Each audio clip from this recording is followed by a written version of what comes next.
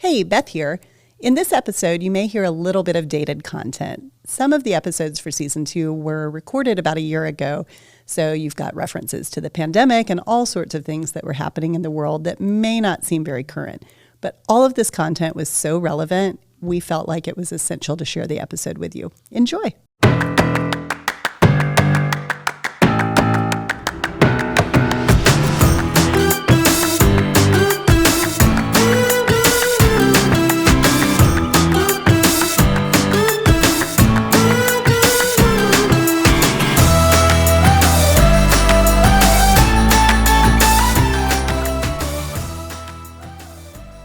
Hey, welcome to Social Proof, a podcast about influence with Soapbox. I'm Beth. Charlotte here. I almost said I'm Char. I'm Char. I like to party. I'm Nate. We're so glad I'm not Nate's Char, with Nate. us. Charlotte and Nate are here. Ironically, in the other episode, we talked about your son forgetting his name. So He did. Ooh, what a start. Okay, so this is kind of a different, shorty episode. We typically have guests. This time we've invited ourselves to be guests on our own podcast. And as we should. And we're digging into, we have 4 pillars that are kind of the framework for the Social Proof podcast. And they're topics that we tend to weave into every episode, like workplace culture and leadership and wellness at work. And today we're here to talk about wielding influence, which is my favorite topic. We dig into it with every single guest. In fact, that's why the podcast exists, and it's why we invite those guests on, because they're individuals who have influence, and we want to talk about the responsibility that comes with that and, you know, what their non-negotiables are in life. So today we want to talk about what we've learned, almost a kind of season 1 recap if we were big time, but digging into some of the learnings and takeaways that we've had from our guests about wielding influence. And Nate, I'm going to kick it to you because you actually were just talking about this topic and, you know, some of the boundaries that people place and the non-negotiables in their life. So, you know, what have you learned from our guests and the first dozen or so episodes of Social Proof about wielding influence? Yeah, I'm glad you explained those pillars to me because I was like, those are really great pillars. Nate just shows up. I think one big key thing that I've learned from this podcast is the need to be authentic and genuine, and that's probably the biggest takeaway. And we've always kind of espoused that value here at Soapbox and this need for authenticity, especially in the industry that we're in. But just from listening to our guests and getting to chat with them, all of them have unique stories. But I think the ones that rise to the top were the ones that were truly genuine to themselves. They're the ones that were turning down opportunities for promotion or to promote products that didn't fit their genre or their industry. And they're the ones that are truly seeking to cultivate their audience. Mm-hmm. Yeah. And I think that has some kind of far-reaching consequence or, implications for us too as individuals, and just being authentic and genuine to ourselves and in our professional environment, and staying true to who we are and letting our personality, letting our strengths kind of shine through. Yeah. I love that. Yeah, I feel like we saw that jumping back to the very beginning with Surgeon Case of when she was talking about, she knows the Enneagram, and as a leader with her influence, she tries to influence based off of their Enneagram. And, we always talk about how we're Enneagram obsessed, but it really does help if you know the person you're speaking, like know your audience, who you're speaking to, who you're working for, like use that influence as a way of like, hey, I can connect with you. Yeah. And I can relate to you. I'm here with you. And I think that's huge when it comes to influence. Yeah, that was a great episode. That was our very first one, and I think it was one of our most popular. Anything with the Enneagram is always a hit. We all want to know about ourselves. We do. We really do. But that also, to your point, Char, that really boils down to wielding influence. And I think, it's been really interesting to me as we've reached out to some of our prospective guests to have them say, so are you saying that I have influence or I'm an influencer, right? And, these are authors. These are company leaders. Some are traditional influencers in the sense of the type of individuals we hire on social media campaigns. But many are they're individuals who have influence in the workplace or in their day-to-day lives. And so that's so interesting to me that we all have influence, right? Whether only in our immediate family or in our colleagues or in our workplace or maybe truly on a social platform. And so I hope that through Social Proof, we're causing people to pause and think about, people do pay attention to me and to what I put out into the world and what I have to say, whether my audience is 4 people or 40,000 people. So, do I have non-negotiables? Hopefully our listeners are kind of thinking about that and saying, do I have a framework for how I want to show up in the world and how people see me and perceive me? And I think that's a great exercise for any of us. Yeah. Right? It's reassuring for Shar to know that people do care about you, Shar. You're really tapping into your Enneagram and you're just being rude. Like you're not being forgotten, Shar. Not forgotten. Yeah. It's such a self-fulfilling prophecy for your Enneagram type that you will inadvertently get left off emails. Or I guess I shouldn't share inside jokes on a podcast. No, probably not. Because there's no context. They don't really land. But no. I'm just teasing. But thank you for knowing me. Yes. Yeah, I think that's so true. I think of Angel's episode of how we were talking about her work non-negotiables, and she had 5 pillars for her life. Yes. And I was like, oh, wow. Yes. And then it's like, wait, your personal life can go into your work life as well. It's a way I love work-life balance and what it is now and how it can be integrated. Right. It used to be like, separate, like don't even let them touch. Right. But she's bringing that into her work life, and how she has influence in her personal life is also how she has influence at work. Exactly. So I think that's interesting. I'm going to ask you guys in a second, if you have some tips or takeaways from our guests for listeners, just something you heard about wielding influence or have learned in the course of what we do at Soapbox that would be useful.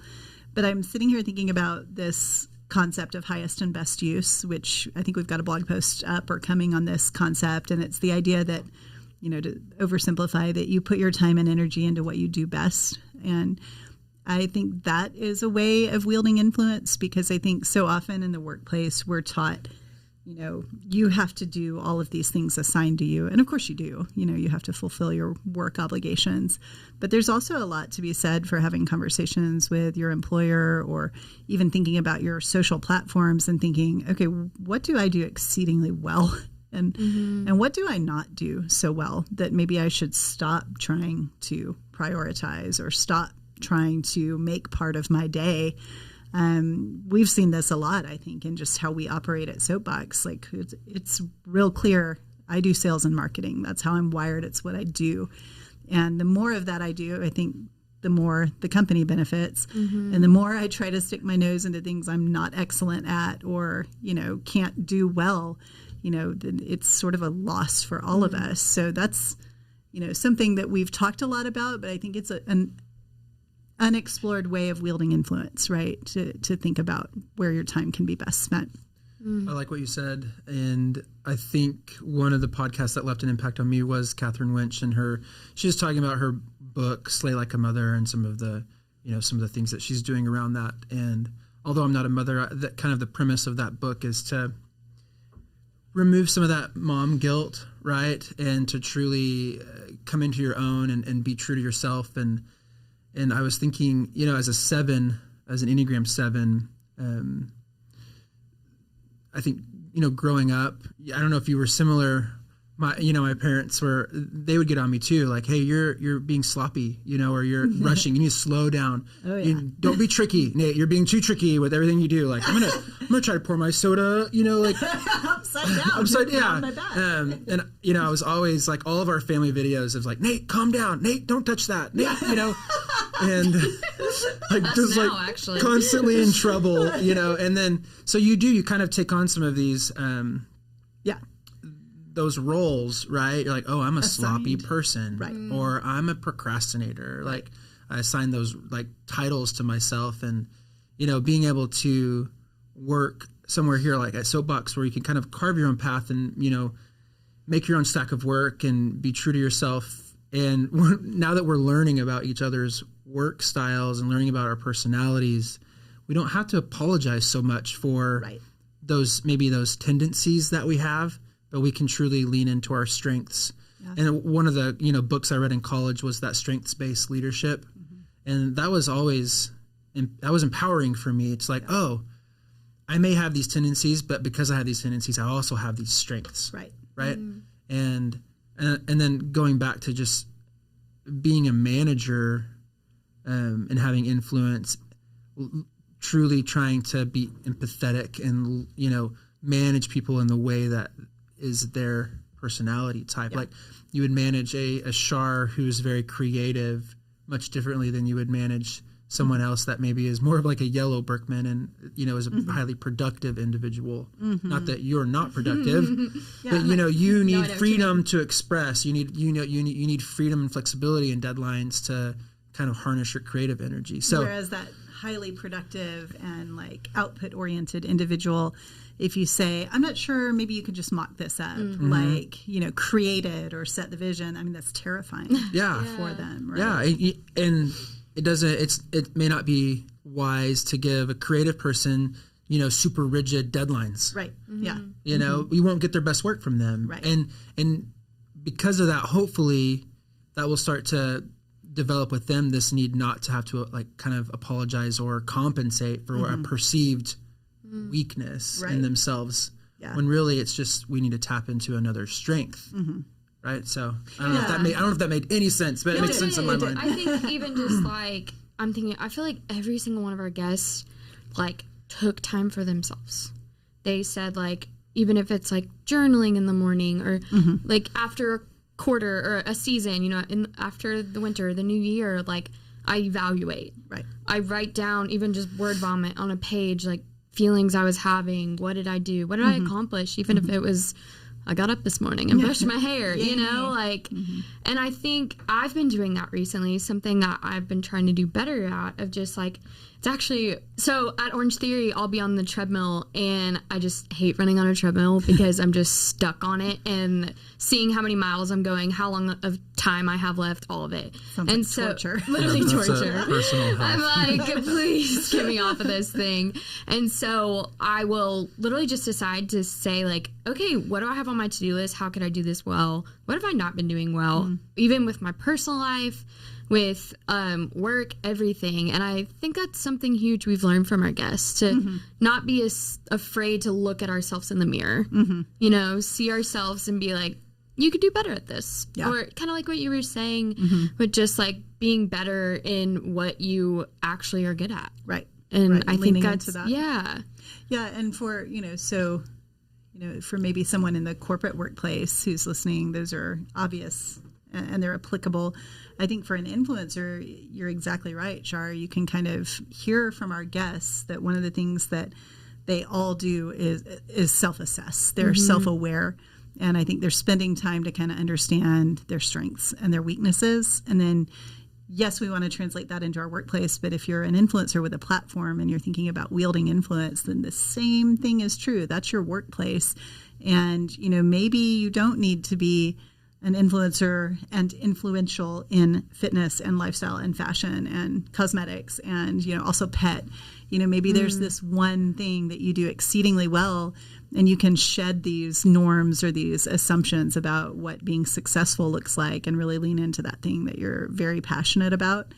And I love that you brought that up, Nate, because I think, those norms and those assigned roles that, we get either as kids or, early in our careers, I think the biggest thing you can do to wield your influence is to probably, again, stand on your own 2 feet and say, actually, this is who I am. And outsiders don't have the right to assign those roles to me or to say, this is how you are in the workplace. You're a procrastinator or you're creative but not productive. Not that Nate said that, but, as an example, those sorts of things. And you can say, no, this is actually the space I carve out for me in the world. I think a prime example of this is for April Fool's Day.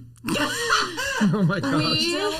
Our whole team dressed up of different versions of Nate. We did. And we did it because it shows that like every version of Nate has influence on us. Like we notice all of it and we love it. Like it's like we want to see all sides of you, and it was so fun. And it was we were like, we love you as our boss and everything, and this is why we're doing it. But it was just cool to see like we each had something that we noticed about Nate that he brings to the table. The sheer delight that our team took in that, and I think actually it's rather freeing. We knew your personality would see that as like a humorous gesture of love, and I think in other workplaces that would have not landed very well at all. Don't try this at home. We also had a presentation 5 minutes after we pranked him. Probably one of the cruelest things we've ever done. Yeah, I'm still reeling from that one. That was interesting. I think Gnu's was my favorite. It was she borrowed her boyfriend's clothing. The nerdy Nate or whatever it was. Yes, it was Boba Tea Nate. Okay, Boba Tea Nate. We digress. So I think a couple of things, we've turned this into not just a conversation about wielding influence in the workplace and on social platforms and in the world, but also almost a, recap of some of the guests who really stuck with us in the first dozen or so episodes.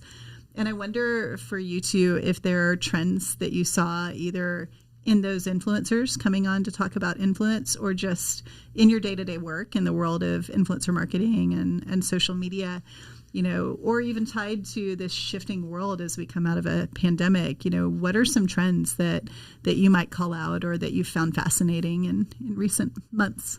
Mm. Don't beat each other up there. I Don't think steal mine one either, of the coolest things. Oh yeah. We saw with Sarah Steele with her, literally becoming TikTok famous just through her being authentic. Yes. And it's so cool. Soapbox's slogan is building brands through authentic conversation. So it's been in our bread and butter since the beginning. And I think people are really, just with all the different platforms, I would say with Reels, with TikTok, with everything, authenticity is like what people are looking for right now.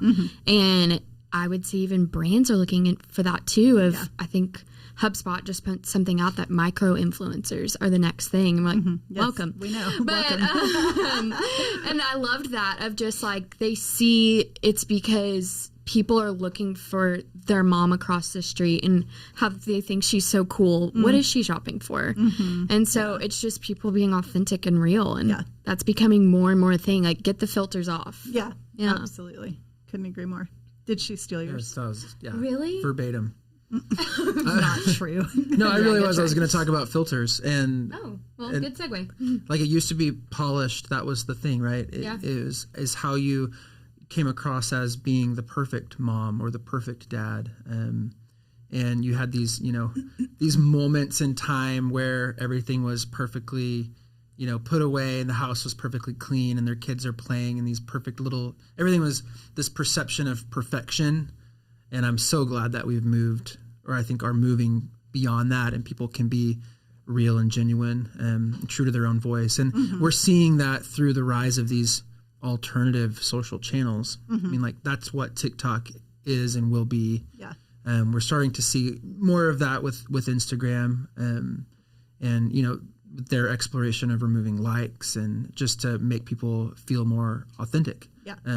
So incent them to be more authentic, I guess, or disincent them to be, unauthentic. So, that's really what I was going to say. Great That was the biggest thing that I took away as well. Well, then it's clearly a trend. Yeah. I mean, and actually cool. I'll build on maybe the same one, because my observation is that, like, it's obviously a well-known fact that I'm a fairly joyful person, right? Like, I'm known for this cackle that resonates throughout the office and often interrupts our neighbors' recording.